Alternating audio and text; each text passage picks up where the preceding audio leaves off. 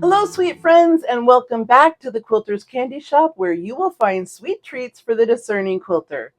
Today, we have a real sweet treat for you. We are going to be making my Hexi-Cookies pattern using the most darling Halloween collection called Kitty Loves Candy.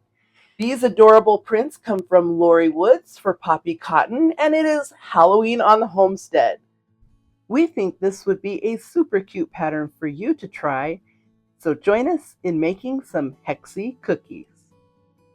Let's get started. First, we are going to be using a special tool today.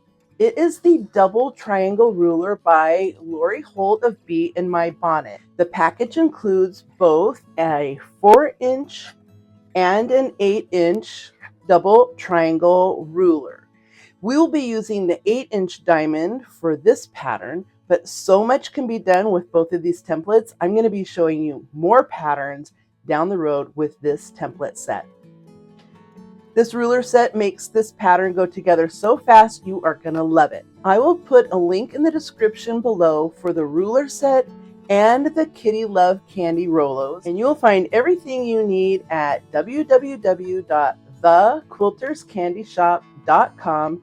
That's SHOPPE shop.com. Okay, you will actually need 2 Rolos for this pattern, or if you're making it with scraps, you'll need 72 2.5-inch strips width of fabric. Now, I'm just going to use 2, and I'm going to pull out my favorite 72 strips. Now, you can make this pattern larger or smaller for whatever are your needs, but ours will finish about 60-inch by 64-inch. So that ought to give you a really nice size for a throw and a decoration for Halloween.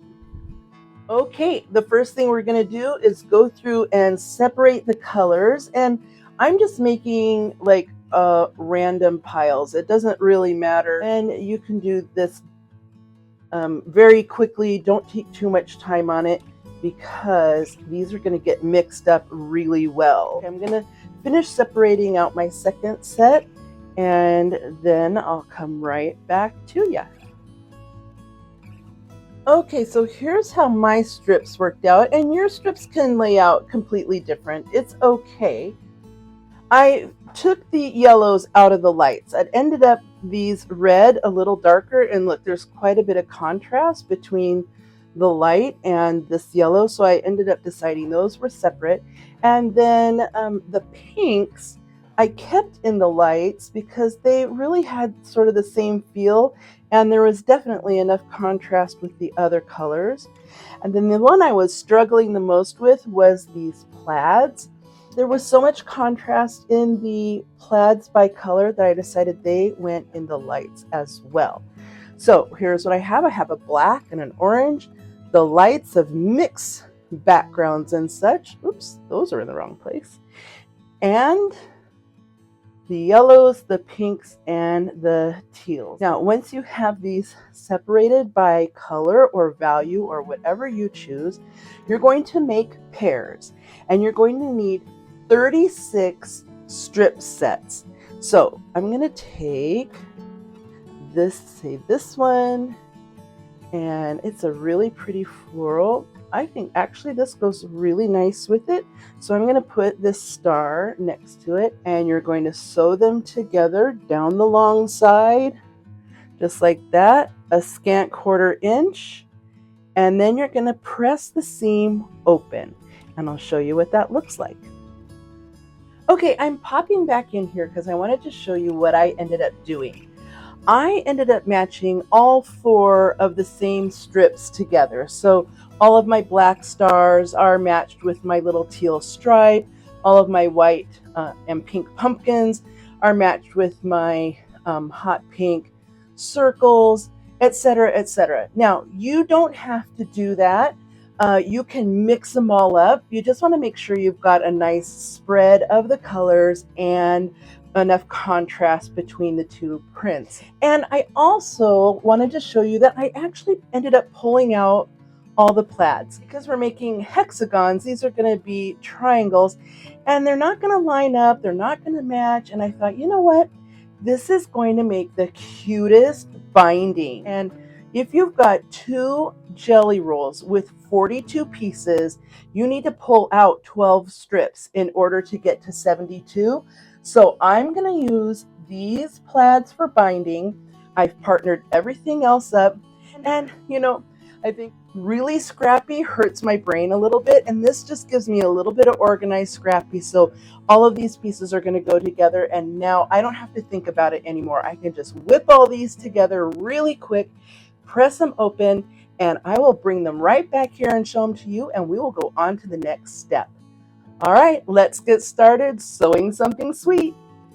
Here are my 36 strip sets.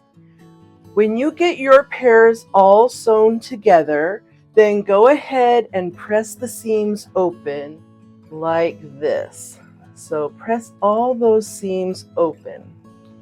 Be careful not to stretch your set while you're pressing it. You don't want to get a bend in it like a little rainbow, and you don't want it out of shape. We really need them nice and straight. So when you're pressing, be nice to the little kitties.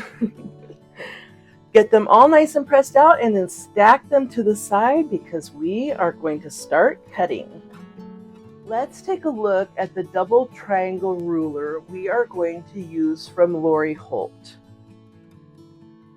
This ruler will make 4-inch triangles or 8-inch diamonds. We're going to be making hexagons with our jelly roll strips today, so we're going to be using this 4-inch line on our diamond template. Each 1.5 inch are marked with a line on the ruler, and there is a 1/4 inch vertical line right here off of each base number, and that's to help you get your spacing just right. Let's take the template to our strips.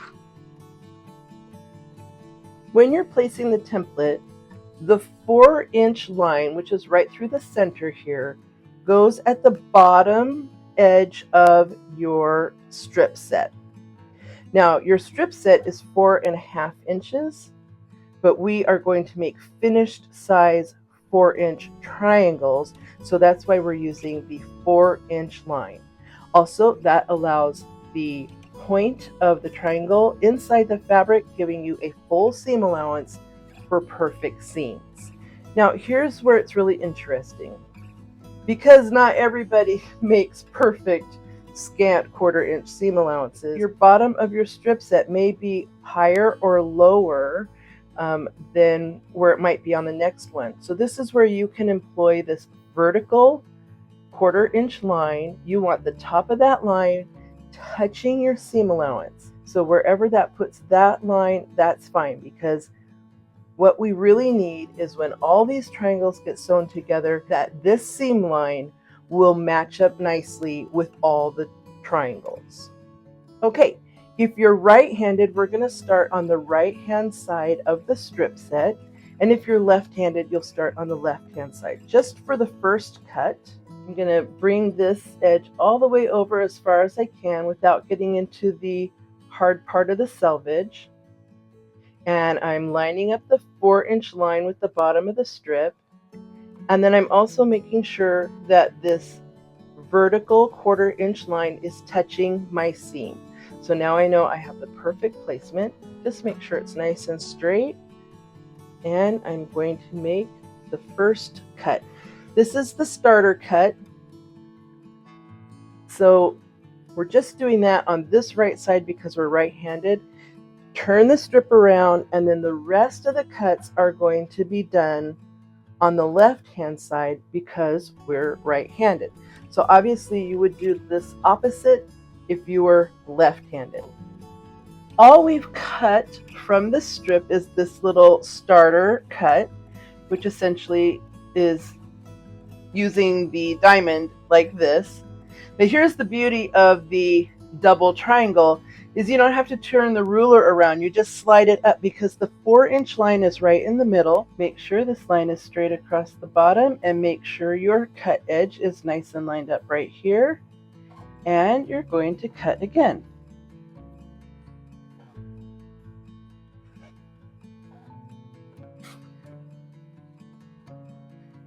And slide the ruler down, and same thing. Line up the 4-inch line across the bottom. Make sure that this 1/4-inch mark is touching the line. Make sure it's lined up on this edge and it's nice and straight. And cut. Now, you have two different triangle sets. You've got what I call innies and outies. And so separate those as you cut them. So the next one, I just slide the ruler up, line up the cut edge, line up the bottom, make sure it's nice and straight. Unfortunately, there isn't a 1/4-inch mark here. So if you have these two parts lined up, it should line up for your seam allowance. And just continue on. Now you will need 6 innies and 6 outies. So here I have 2 of each.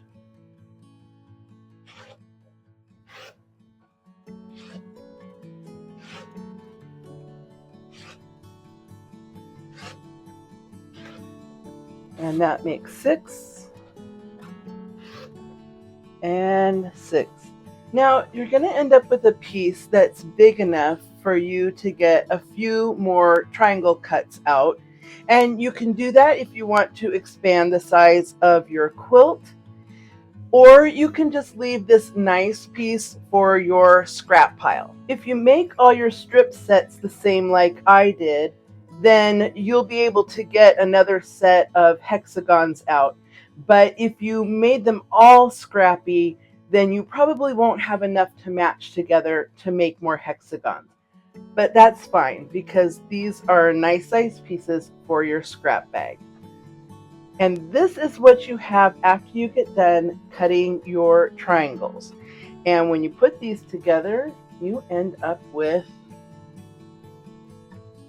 hexagons. Look how cute they are.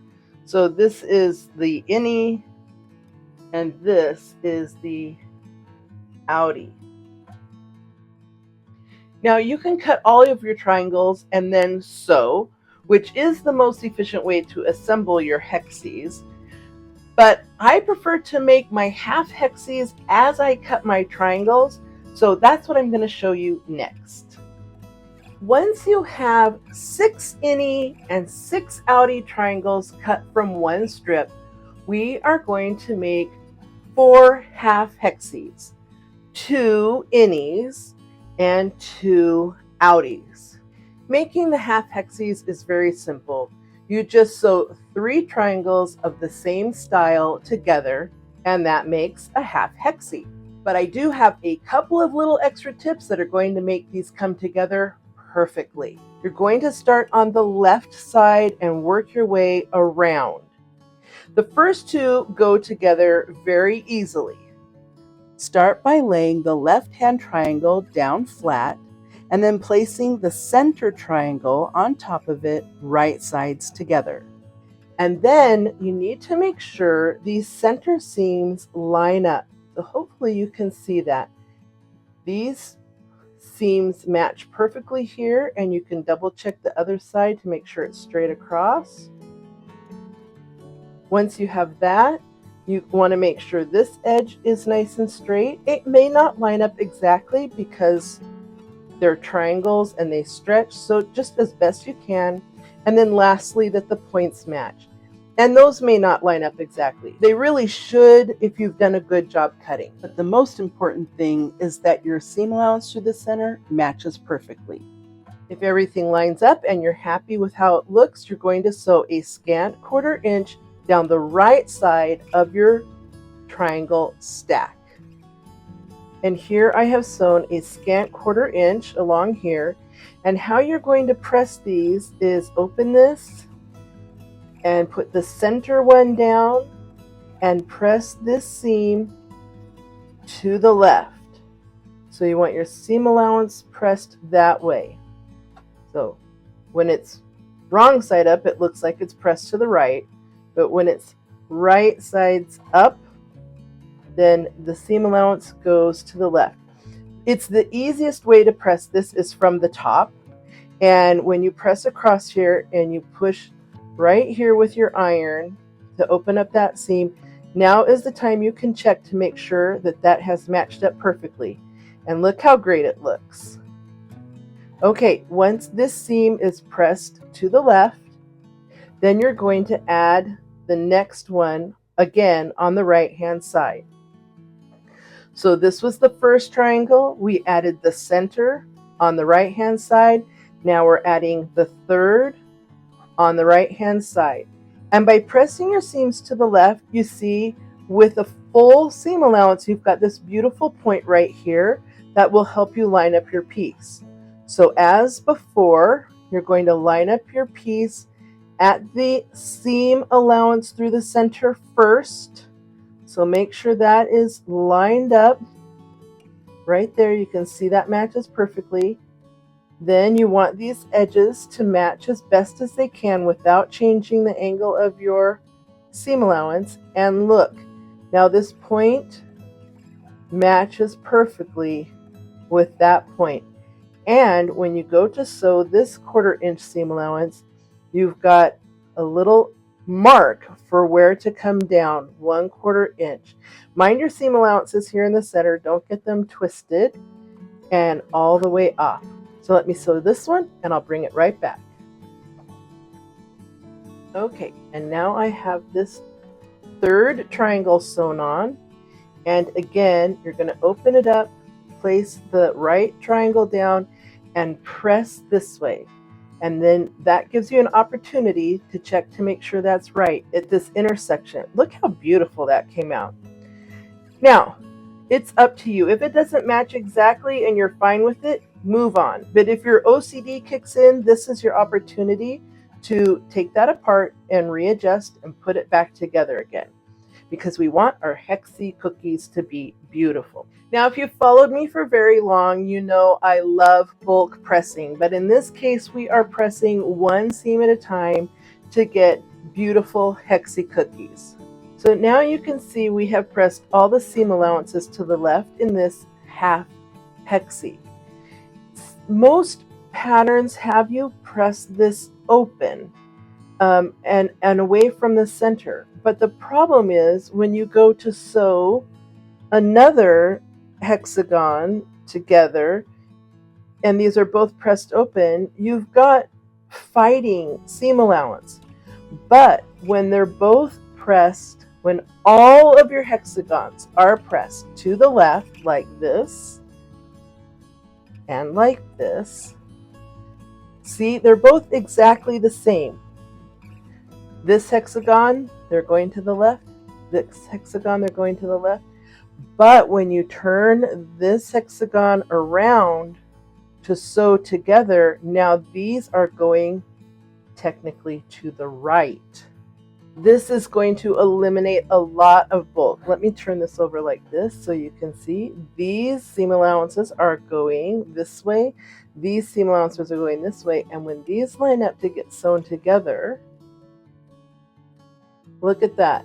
Those seam allowances are now going opposite directions, and your seams here will nest with the seams here. And that's going to give you an opportunity to get absolutely perfect points, because you can make this point line up with that one with these nice nesting seams. Everything's going to line up and it is going to be beautiful.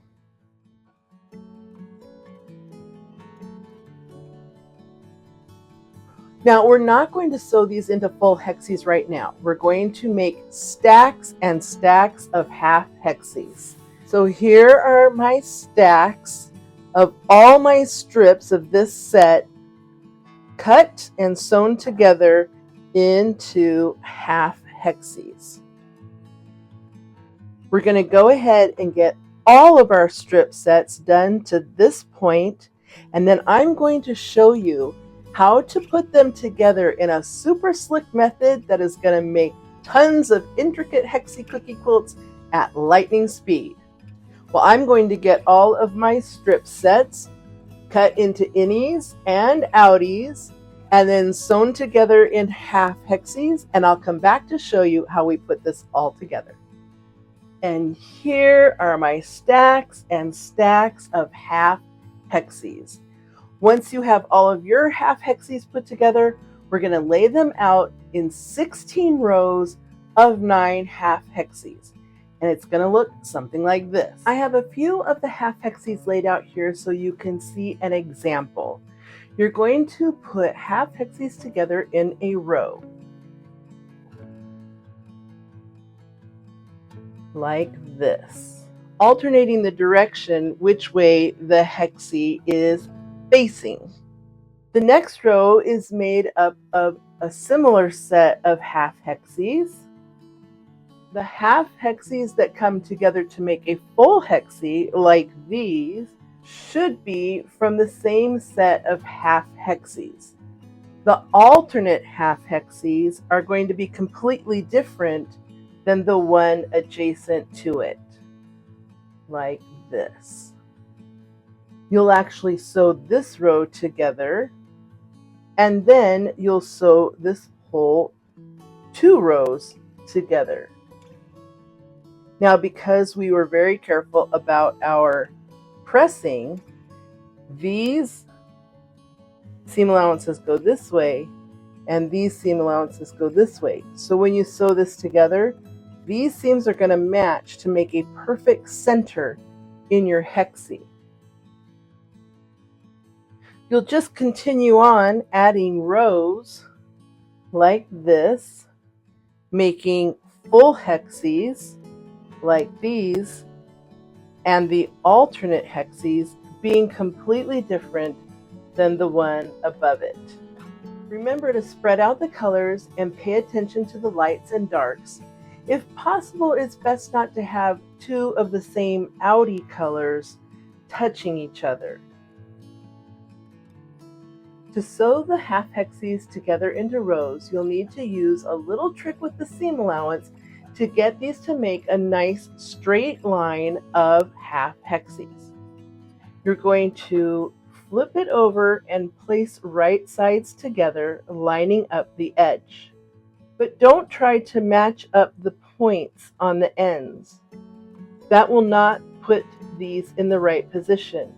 Don't forget, we're sewing a triangle, so we have to adjust for the 1/4 inch seam allowance. We have to slide the top layer over about 1/4 inch. This will accommodate for the angle of the seam. You know you'll have it right when you see 2 points, almost like little cat ears, on both ends. Just like that, and like that. I know that sounds silly, but that's the way I remember it. Next, you're going to sew a scant 1/4 inch seam right along here as usual. And there you go. Once you press your seam, then you have a nice straight line at the top and at the bottom where you have joined the 2 half hexes together. You're going to do the same thing to make this entire row. You're going to continue sewing your half hexes together until you have 9 half hexes all in a row. A couple of things I want to point out. Where you join your half hexes, I recommend pressing open the seam, but I'm not going to lie, it's pretty tedious. So if you do want to press them all to one side, you certainly can do that. Keep in mind that whichever way the hexes are facing, the seam allowances are going in different directions on the back. That's why opening these seam allowances makes the most sense, and when you go to match up the next row, Where these join, you're going to have a lot less bulk if they're open. But that's completely up to you how much time you want to take. It takes quite a little while to press these open and not interrupt the other seam allowances that we already have pressed. Also, I wanted to correct myself in one other place. When I said you're going to flip this over, right sides together, and not match up the points, that is true for half of the seams. You can see you've got the 2 points that makes the little cat ears, that makes it really easy to know you've got it in the right place. But that's only for this seam. On the other side, when you flip this one this way, these points actually match up exactly because the seam allowances go the opposite direction. So this is going to match up exactly. I wanted to clear that up because you'll get frustrated if you're trying to make cat ears appear and there's no cat ears there. So every other seam allowance will match exactly, and every other seam allowance will have the little cat ears. Okay, I'm going to sew together the second row, and then I'll show you how to join the 2 rows together. I went ahead and put 4 rows together so you can start to see how this is going to come out. I just think it's so cute, and it really has a vintage vibe. It just feels like my old grandmother's flower garden type of quilt. The first thing we're going to do is we're going to put these first 2 rows together. The way we're going to do that is flip this over and kind of line it up as best as you can, just a rough line up. And then I like to start in the center and work my way out. So I'm going to start with this full half hexie. This is where we break out Mr. Koala Bear pincushion. I don't use a lot of pins, but when it comes to something like this where you really want points to come together, I like some pins. If you remember, we've got our seam allowances pressed this way on this one and this way on this one. So these seams right here are going to nest. So get those, feel those, get them squished together, lined up.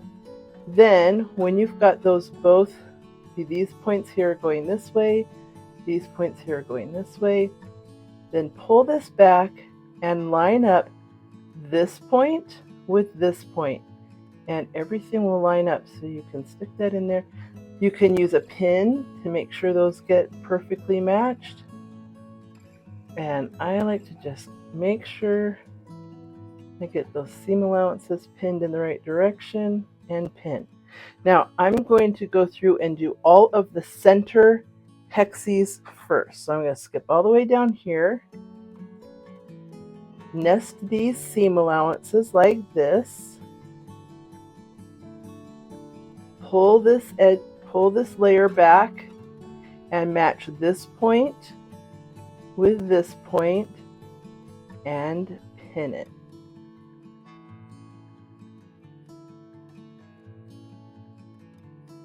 And I'll come down to this full center, this whole hexie, nest up these seam allowances, pull this back, make sure the points are going to line up, and pin it. Now on these full hexes, the other thing you have to do is match up these seam allowances here.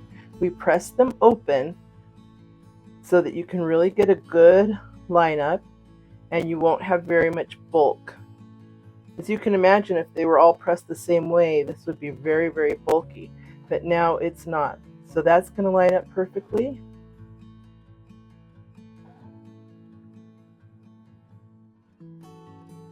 This one lines up.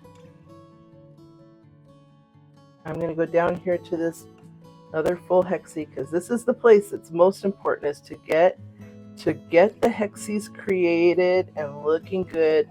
These seam allowances in the center of the hexie really need to line up just right. and down here. Okay, and I'll just continue that all along there. Now we have to deal with where the two adjacent hexes in the opposite directions match up, and this is why I had you press these seams open, because they lay exactly on top of each other. This seam will actually nest with the other seam below because they're pointed in the opposite direction.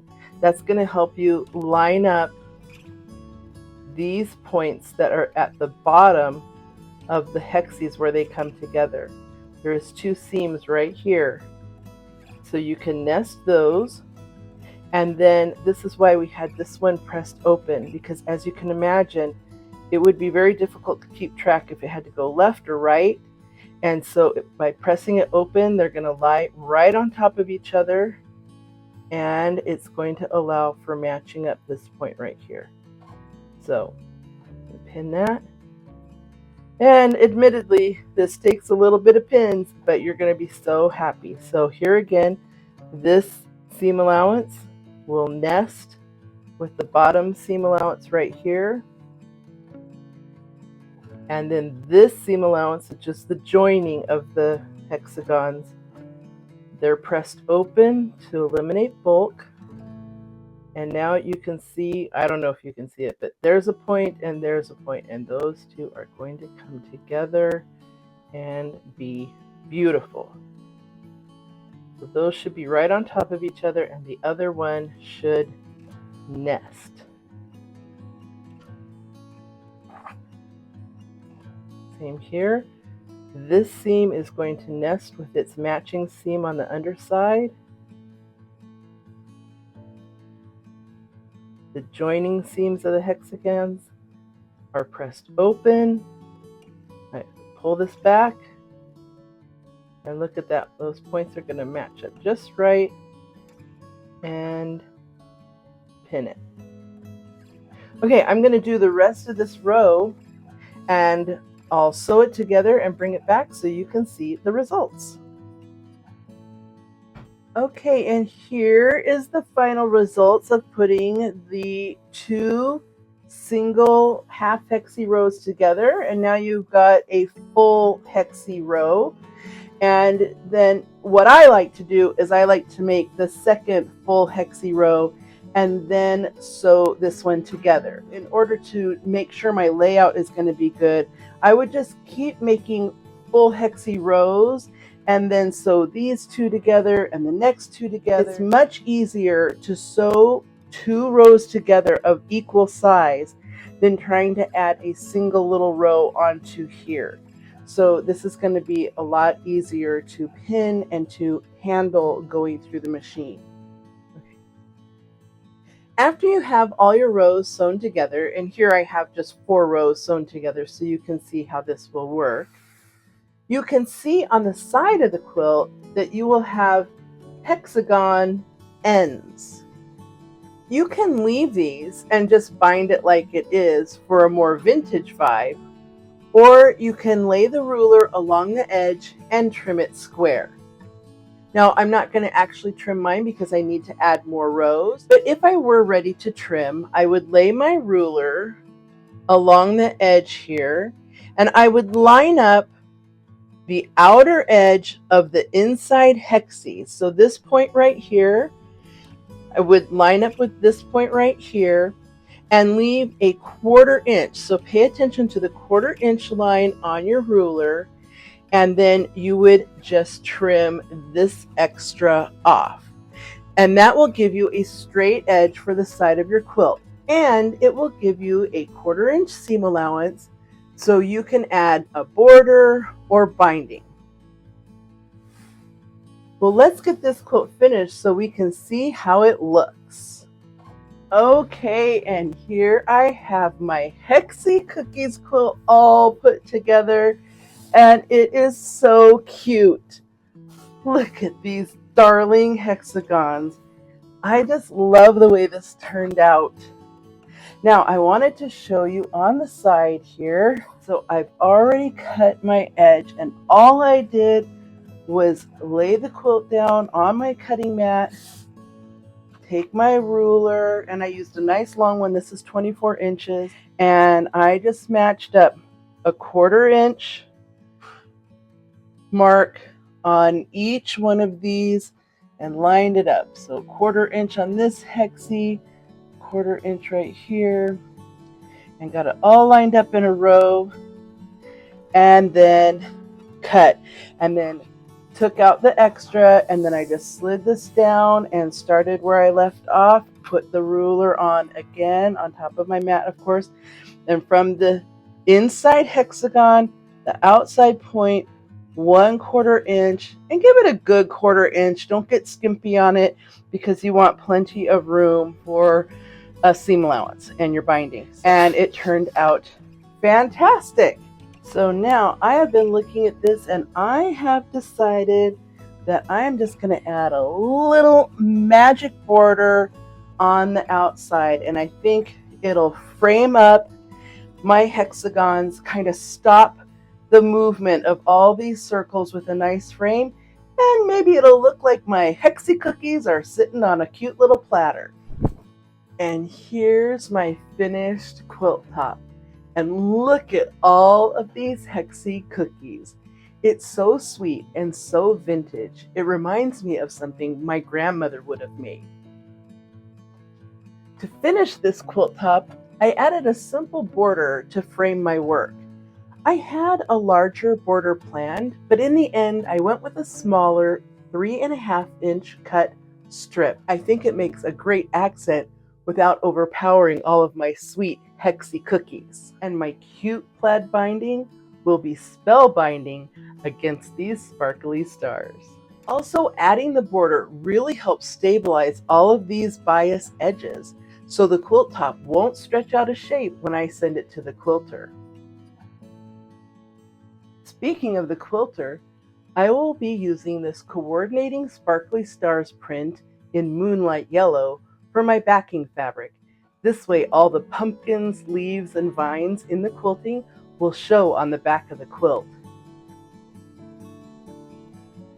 Both sparkly star prints will be available for a limited time on our website, along with the Kitty Loves Candy Rolo and the double triangle ruler set at www.thequilterscandyshop.com.